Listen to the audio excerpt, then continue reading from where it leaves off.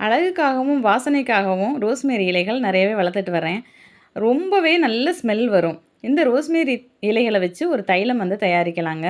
அதுக்கு நான் எடுத்துக்கிறது கருஞ்சீரகம், வெந்தயம், கருவேப்பிலை, கொஞ்சம் ரோஸ்மேரி இலைகள், அதோட ஆ நம்ம மருதாணி இலைகள், கரிசலாங்கண்ணி இலை எது வேணாலும் சேர்த்துக்கலாம்.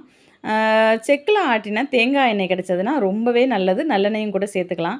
அத ஒரு 200 எம்எல் எடுத்துட்டு, நம்ம எல்லாத்தையும் எடுத்து வச்சிருந்த இன்கிரீடியன்ட் எல்லாத்தையும் எடுத்து, நல்லா செவக்க வர அளவுக்கு கொதிக்க வச்சு, நம்ம இறக்கி எடுத்து வச்சுக்கணுங்க. வடிகட்டி வச்சுக்கணும். இந்த ஆயில் வந்து எதுக்காக யூஸ் ஆகுது அப்டின்னா, முடி உதிர்தலுக்கு நல்ல அருமையான ரெமிடி வந்து இது குடுக்குது.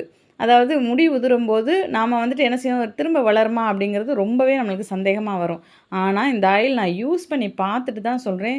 நல்ல ஒரு பெனிஃபிட் குடுக்குதுங்க. இதில விட்டமின் இ ஆயில சேர்த்து நாம பயன்படுத்தும்போது, நல்லாவே பெனிஃபிட் வந்து சூப்பரா கிடைக்குதுங்க.